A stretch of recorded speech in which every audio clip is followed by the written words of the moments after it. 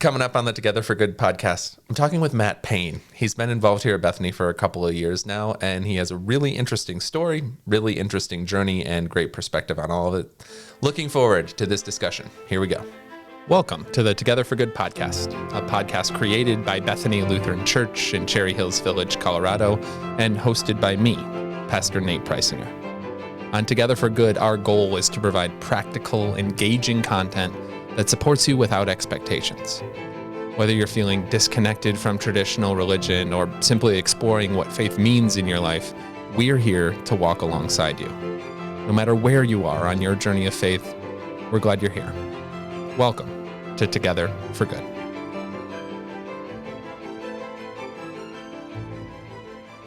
All right, here we are. I'm here with Matt Pane. Welcome to the podcast studio, Matt. You finally got your golden ticket invitation to this space. You know, Nate, I've been gunning for this position for quite a while. You really have been. You've been waiting for it, and I just needed to keep you in the bullpen. There's a baseball analogy for you. Matt is a young adult. He attends the School of Mines, and you've been coming to Bethany really since you started at Mines, pretty much? That's correct, yeah. You tell us a little bit about how you ended up here.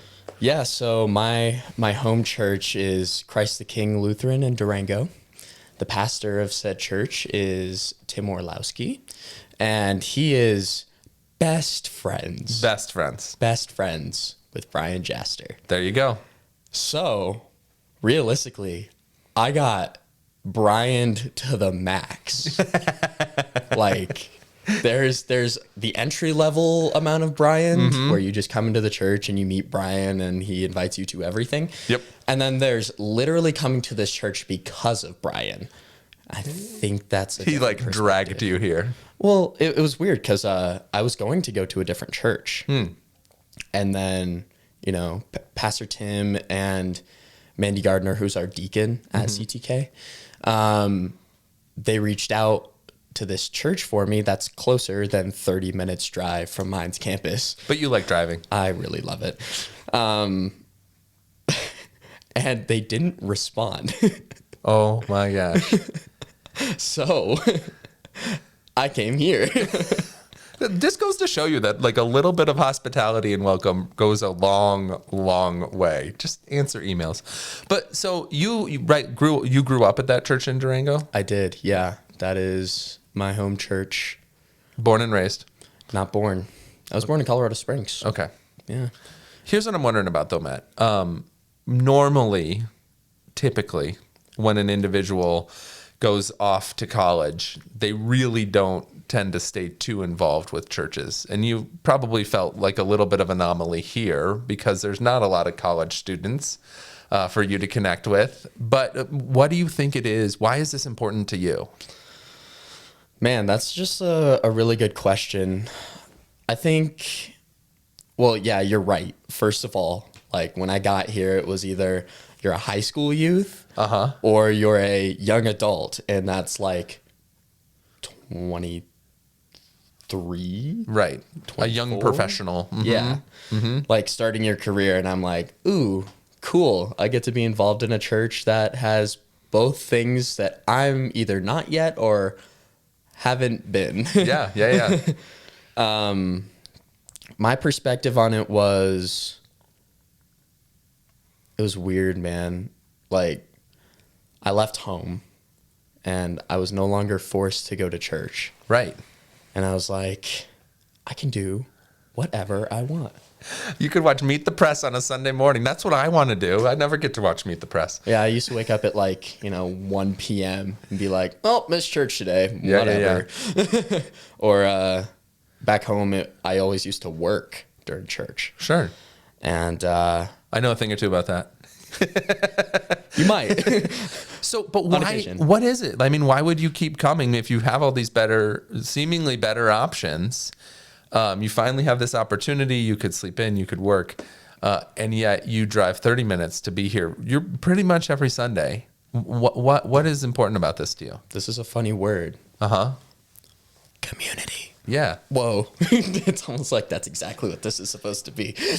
No, exactly. And you don't have community your age, as we've already established here, and yet you're still finding it. Mm-hmm. Yeah. service is also like an important thing that I've picked up here. Yeah. I used to do day camp every year at Christ the King. Okay. Like I was a day camp counselor or like junior counselor from the time when I stopped going to day camp as a camper Yeah. till the summer of my freshman year of college. Wow. Like when I went home for the summer, after my freshman year, You still helped at day camp. I was still a junior counselor at day camp, and I was as old as the counselors Sure. at day camp. Uh-huh. And it was kind of interesting and weird, but I've always enjoyed the service aspects of that. And, the church community, which my father, bless his heart, always loves. Yeah. And always was of service. Like there were times when me and my dad, mostly just my dad would be like, I'm going to go cut the church's grass and you're coming with me. I didn't grow up very like wealthy. So, our offering donation wasn't great, but, the thing that my dad did have was time and talents. Yeah.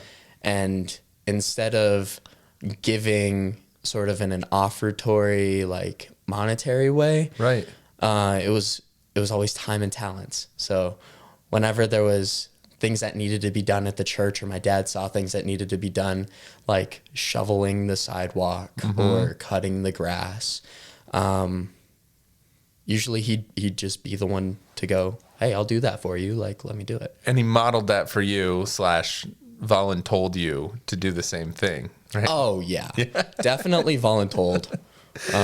But what's cool about that is that what it's describing and what you're talking about, that's what real community is. This is a space. This is a church, an organization that we all care about. So we're going to do what we all can to make sure it's successful, well cared for, etc. Like that's exactly what you're talking about. By showing up and mowing the lawn, that's contributing to Welcoming the overall the next person. Yeah, the success of the community, the well-being of the community. And if everybody chimes in and helps out in those ways, it totally can continue to flourish and foster. I really like that. I'm curious too, though, with all this, but people would say that you can find ways to serve and you can find community outside the church, for sure. Absolutely. So how would you respond to that?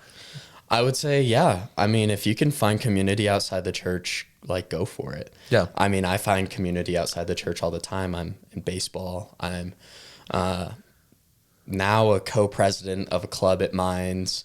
Like I'm a Daniels Fund scholar and an ambassador for said scholarship. And like, yes, there are communities outside of the church that you can be a part of and find community in and like do. But then why does church community matter? that's a really good question. Yeah. And it's one for everyone to find out. I think it's a personal thing. For me, it's the fact that my faith has always guided me in my life. Like my dad has always, every Christmas, had the little wreath with the candles, and we'd sing Light One Candle to Watch for Messiah. That's awesome. Before every dinner in Holy Week. Like, Wow. Yeah. every single time. And faith was so emphasized in my youth. And then when I got confirmed, my dad was like, you don't have to come to church anymore. And for a while, I didn't. And I came back to it because, I don't really know why I came back. I was just drawn to it, Interesting. drawn to the community. Yeah. And I had a lot of questions like, why am I here? Like, what is my purpose? And, somehow I just wandered back.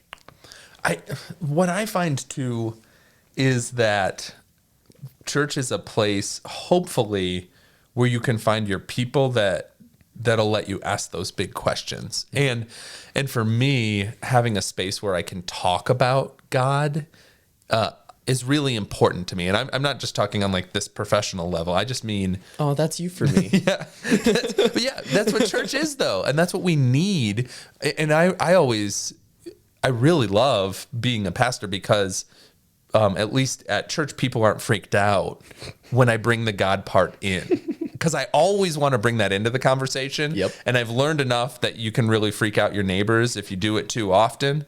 And you still should, right? Like I try and find ways to not overwhelm people with it. But I always want to say like, hey, how does God fit into whatever struggle you're having? How does this belief in a loving creator who's guiding your life, how does that fit into the situation? And I feel like church gives you the space, the community where that is expected, not just acceptable, but expected, versus a lot of other places like, hey, like, I don't do that whole God thing. I don't get that. Like, okay, we can still have community here, and I'm going to be holding a part of myself back as a result of that. So anyways, bringing it back around to you though, what I'm curious about, before we hit record, you were talking about this, like being guided by God in a lot of ways. And you even kind of referenced it there as sort of like you were drawn back to the church community, even though, and you didn't really understand why necessarily. So just tell us a little bit about how you're understanding this now with the benefit of sort of being able to look back on how God's guiding you. Yeah, absolutely. So hindsight's completely 2020 at all times and in all places, right? But it's like when I look back on my life, I see the struggles that I've gone through. And for a 20-year-old going on 21-year-old kid, pretty much, I've had some experiences. Yeah, you really have. And I never understood quite why I went through those things, you know? Like when I was a kid, when I was probably 5 or 6, my parents separated. And I thought it was my fault. And my mom like moved away. She moved away from my dad, and my dad got full custody. And after that was in like 2008. So the stock market or the housing market had just crashed. And we had a beautiful house in Dolores, Colorado. If you've ever been there, great. If you haven't, you're not missing much. But, you know, I was like a country boy who lived on farmland and made duck calls with rocks. And when that happened, my dad filed for bankruptcy. Wow. And we lost the house. Yeah. And there was a time when my dad was commuting to Durango, which Durango to Dolores, like an hour-and-a-half drive, to go drive a school bus for Durango School District. And I would go with him at like, 4:45 in the morning. I'm sure my dad knows this story better than I do. And I would get on the bus. I'd be the first kid on the bus. You know, I'd ride the entirety of the bus route. Oh my gosh. I'd get off at school, go to school all day, you know, get back on the bus at the end of the day, ride it all the way back to the bus barn. And then before we had lost the house, like it was close, but we hadn't fully like moved out yet or anything. We later moved into an apartment in Durango, but income adjusted, right? But we would go down to the railroad tracks and we'd pick up coal from beside the railroad tracks to put in my backpack to take home so we could heat our house because we couldn't afford firewood. Like, wow, that's an experience. Yeah. And did it just seem normal at the time, or could you kind of tell that this was sort of stressful for your dad? I could tell it was stressful for my dad, but one of my most vivid memories from that time, and I blocked a lot of that out. Sure. Is I'm sitting on the computer in our mudroom, which has a clear view of our garage. Yeah. Playing Wizards 101 on the computer. Like, is that a math game? No. Oh, yeah. I don't know Wizards 101. It's weird. It's odd. I wish I was playing Club Penguin. Like, that would have been so much cooler. But I was playing Wizards 101 on the computer, which the only reason I remember is because of this. And I see a tow truck come up the driveway and repossessing the car. Wow. And my dad just goes, just stay here, you're good, just play your game, which was weird because my father and video games, like, they don't mix. So it's like, If he was telling you to play video games, something was something really wrong. was really weird. I saw the tow truck and I was like, that's weird. They're probably taking the car, whatever. Anyway, went back to playing Wizards 101. Yeah. And yeah, so I kind of knew something was wrong. Of course I knew something was wrong, like my mom was gone. And Yeah. I thought that entire thing was my fault. Like us losing the house, and we had 2 dogs at the time that we had to give up. And Wow. when we moved to Durango, Yeah. and I thought all of that as, 5-year-old, like I'm a first grader. Yeah. I thought all of that was my fault. So that just, you're describing a really difficult childhood in a number of ways. And yet you also talked about your dad, like, just insisting on faith through all of this. Is that sort of the message that he gave you as you were going through all these hard times? Just like, God's going to get us through it? Honestly, I think he was telling it himself. Yeah. I think he had to keep himself together for me. Yeah. It wasn't him telling me that everything's going to be okay and God's got this. Yeah. It was more him having his internal struggle and fighting with his faith so that he could remain strong for me. Yeah. And So if the things are flipped and you're the dad, how do you see faith helping you in moments like that? well, I've learned that everything happens for a reason. You think so? I do. Say more. I do think that all the things good and bad are put in motion, like the fine tuning of the universe, right? As I think that's what Catholics believe. The fine tuning of the universe, and everything happens for a reason. And the broken road that you go down, avoiding the potholes and learning from all of these experiences and seeing where they pop back up in your life, like later on, like, I think it's all planned. Like, I mean, there's some variation, but with Abraham and his son Isaac and Ishmael, Yeah. like the 13-year gap from when Abraham had Ishmael Before Isaac. Right. allowed for there to be a miracle to happen in that conception. Like, she was not able to bear a like child. 90. Yeah. It's like, sure, it would have been super cool if he had like remained faithful and waited, like 1 or 2 years, and then Isaac was born and he didn't have to be tested by putting Isaac on the altar. But instead, he stumbled. God saw it, because God is outside of space and time, and saw that he was going to stumble. Yep. And then 13 years of silence to have Isaac, and then God gets to test him again and ask him to put his own son on the altar. And that is like tenfold. Yeah.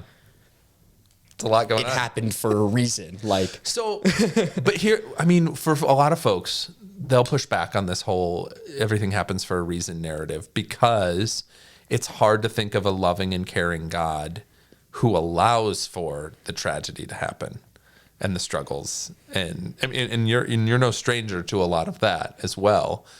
And so I have my own theory on this. okay. But I want, you want to hear it first? I want to hear, I want to hear what you have to say okay, first. Sure.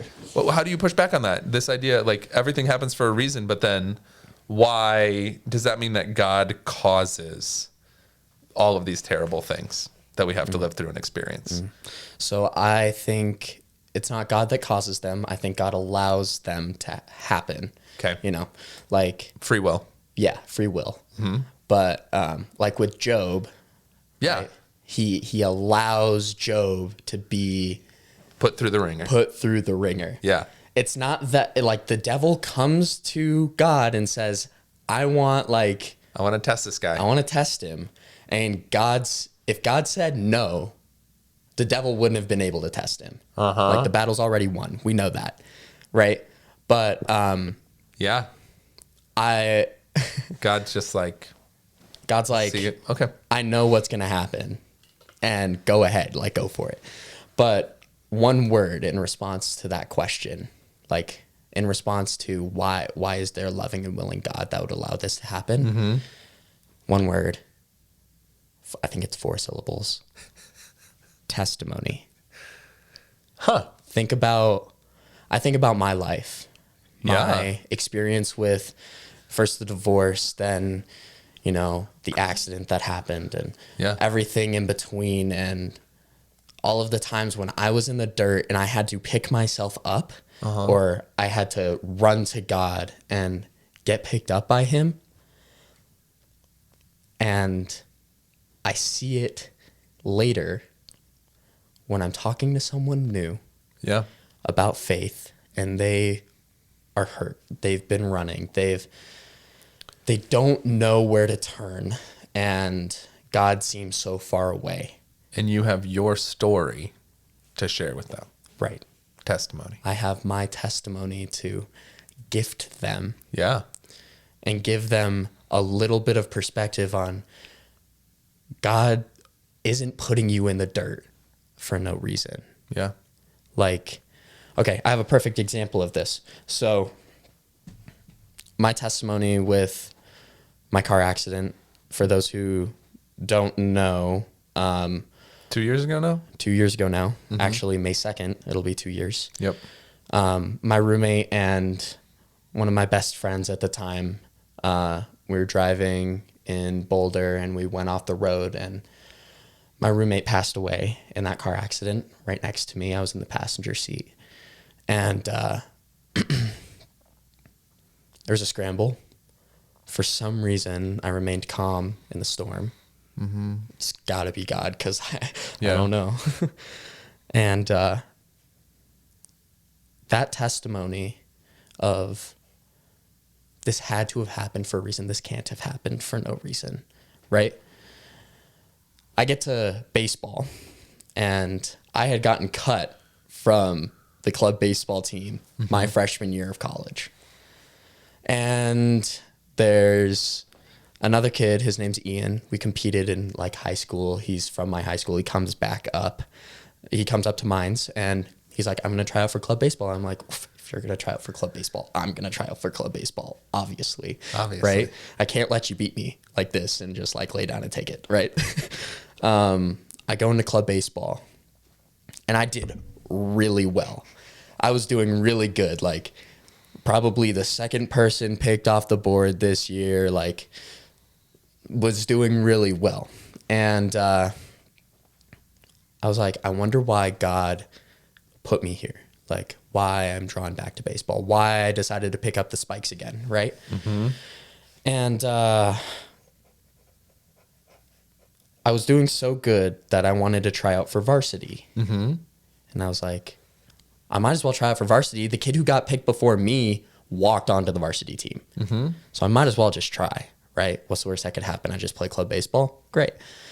I go and get a physical, and my blood pressure is stupid high. And they don't allow me to play baseball. Wow. Or to try out for varsity. Yeah. And I was like, God, I know this is happening for a reason. I just don't know what yet. I don't know why yet. And after that, I had met these two guys. Their names are DJ, Roman, who are club baseball players. I was hanging out with them, and we were talking, and what ended up happening was, Roman got upset that DJ was gloating when he had won the Mario Kart race. Like one does. One does, yeah. No, just like being a sore winner. Yeah, it's part of college. Right? Yeah. Here's the thing, though. DJ's like 5... Do I be nice? No. He's like 5'4". Roman's like 6 foot, 6'1", 215. Like, Roman is much bigger than this kid. I had gone upstairs to go call my father and tell him that I'm okay. And I come back downstairs, and they're like, low key at each other's throats Over Mario Kart. over Mario Yeah, Kart. a lot of friendships lost over Mario Kart. And we sit down and we start talking, and this idea of feeling like you're not enough comes up, and DJ breaks down. Wow. And It's never just about Mario Kart. it's never just Mario Kart, right? Yeah. I don't know what happened and how the Holy Spirit was just like inside of me, speaking through me that day. But DJ runs to the bathroom, closes and like locks the door. And I walk over and I'm like, DJ, I'm here for you. Yeah. Like, I love you in this moment. And I want to get to the bottom of this. Mm-hmm. So anyway, long story short, comes out, we sit down, and I start like legitimately preaching like you do on Sundays. And like just talking about how God loves him, and he lets out, but God feels so far away. Yeah. God feels so far away. And I said, DJ, when he feels far away, that's when he's the closest. You have to rely on pure faith. Yeah. When he feels far away. And he like stopped crying for a second and then started like low-key crying tears of joy. And I was like, God just spoke to this kid like in this moment and used me to do it. So if I would have tried out for varsity and I would have gotten on the varsity baseball team, I wouldn't be here. Right. Sharing You would my miss that testimony moment. and missing the fact that he gets experience with God, with peace, with like the peace that surpasses all understanding that some people haven't felt yet. Yeah. Or don't realize that they felt. Like, he got to experience that in that moment, and that was the greatest gift that I could have given to him. Absolutely. And it wasn't me. Yeah, and it's so much more important. That's the things that we think are so important. Varsity baseball. Often when it's in retrospect that you realize like, oh my gosh, I cared so much about that, but this clearly mattered so much more. And that's the thing. Everything happens for a reason. I mean, it's always in retrospect that you can see where God was working and at work. And yeah, I always struggle. I don't want to put it too much on because there is real tragedy, and it can't be that God, ordained these things, these terrible things to happen, like your roommate. You know, like that there's no way that Mass was shootings. Yeah, this is not God's hope or purpose for the world, and God can still use that for good. I think of God, this is what I was going to say earlier, as the great improviser, but like a jazz musician. Like Josh Allen? Like Josh Allen. Like Josh Allen. You're welcome. I fed you that. You can have it. Take it and run with it.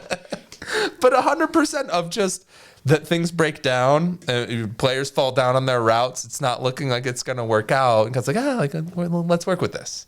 And again, that's my story and my experience too, is just like, that didn't seem like the way it should have gone. And holy cow, look at what happened as a result of it, which is what I hear in your story. Exactly. You got it. So what's so cool about this, like, just I'm thinking of the pieces you've brought us through in this conversation. Church is about community. Hindsight is always 2020, and we have stories and testimony to share. And it all fits together because in these communities where you can actually talk about God, and it's super cool that it happened, that you were brave enough and that it was received in that dorm room with your roommates. I got lucky. Yeah. It won't always work out that well. It won't always work out that well. And it hasn't sometimes. But that's okay. There's grace for that. There's grace for that. But think about it, right? Like, community happens when people are vulnerable and they share their stories, like you're doing right now for this community. Like that's where we learn from each other, and we finally also feel like we can open up enough to acknowledge the gnarly, difficult things. Like you coming forward and sharing like that creates a space for other people sometimes. And maybe they're not ready, and that's when they shut you down. But if they are ready, it's like, oh my gosh. And that's exactly what you said. Like, go ahead. Yeah. You know what's funny about that too? Being vulnerable and being willing to share your testimony makes the hard things a little less hard. Yeah, exactly. Like when my roommate passed away and I went home, there was a time when the other guys, they were like, oh, we shouldn't share this with anyone. Like, we should keep this a secret. And I sat there and I went, okay, guys. And then when I went home, there were times when I was hurting and I didn't feel God. Yeah. And I knew I had to talk about it, but I didn't want to talk about it with anyone I knew. Like, I pulled a random stranger off the street. Granted, I'm an extrovert. Clearly. Obviously. Yeah, maybe don't trauma dump on that poor guy walking across the street. I literally said, hey, can I trauma dump on you real quick? Just like, you'll never see me again, but yeah, I don't live here anymore. Power to you. I told them my story, and they were like, wow, you've been through a lot. How old are you? I'm like, 19. And they're like, wow, good luck, but you're kind of dealing with it well, because it allowed me to like work it out in my head, right? Yeah, external processing. Yeah. Totally. Like, okay, this is funny. So I work kind of at the computer science department at Mines sometimes, like the front desk, which is really just like hidden in a back corner somewhere. Nice. Which is really funny when you think about it. Just means you get to do homework. Absolutely. Yep. But at the same time, it's like, of course, the comp sci desk is locked in a corner somewhere. Of course. Whenever you have a problem with your code, they give you a debug duck. Okay. Give you a little rubber ducky that says CS at Mines on it. And what you do is you explain your problem to the duck, like you're trying to teach it. Like, explain what problem you're having. And all of a sudden, things just kind of like click into place. That's so cool. The debug duck. The debug duck. And that makes so much sense. I think that's what community can provide at its best too, is these places where you are able, and you see it in each other. And so when I listen to your story, you're helping me make sense of my own story through that process. It's like, oh, like, let's see how that, and then I'll share a little bit of mine, and that'll help you in the same way. In addition to just by speaking it out, that's when you start to connect some pieces.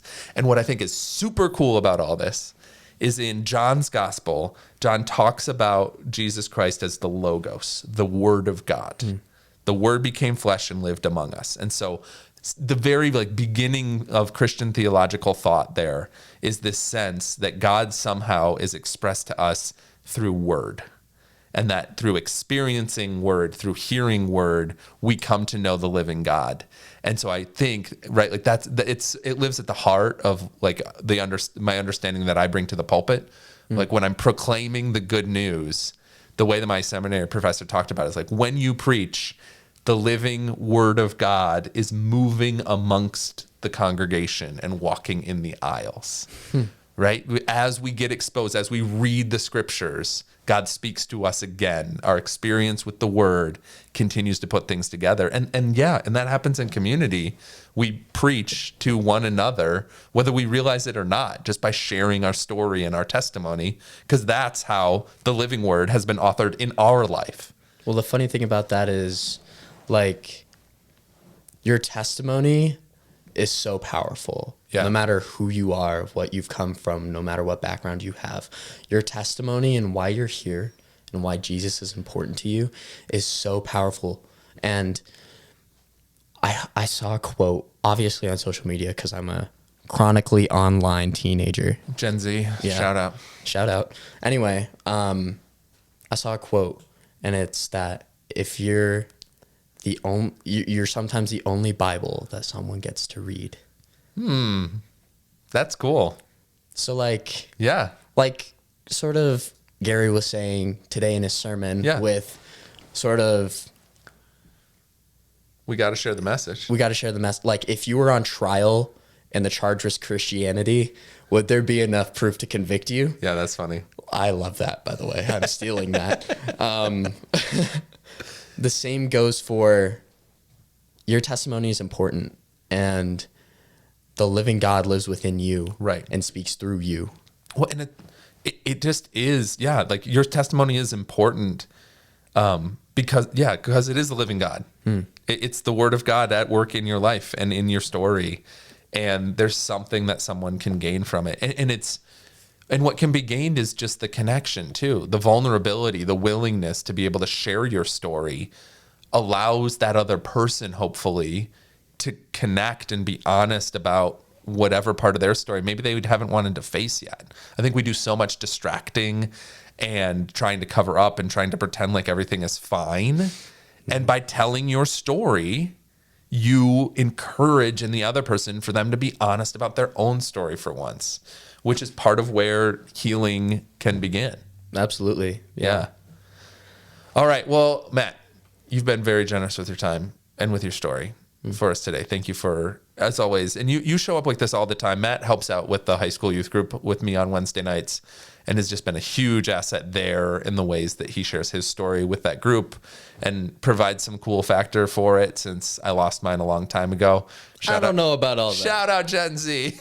I don't know about all that. Geriatric millennial here. I got nothing. That's a word. That is a word that you could use to describe yourself. Yeah, sure. Why not? But hey, thank you all for listening to this, for being a part of this podcasting community. Let me know if you want to come on here and share your story. Thanks again to Matt Payne for sharing his story today. We love you. Share your story. Be a living testimony, and just let God work through you, because people need to hear that. People need to see how God has been working in your life so they can see how God can work in theirs. Well said. Thanks for that, Matt. Oh, you're so welcome. I'm just full of intuitiveness. And thanks to you. Stay in peace, everyone. Thanks for listening to this episode of the Together for Good podcast, brought to you by Bethany Lutheran Church in Cherry Hills Village, Colorado. To learn more about Bethany and for more great resources for your journey of faith, visit our website, bethany-denver.org.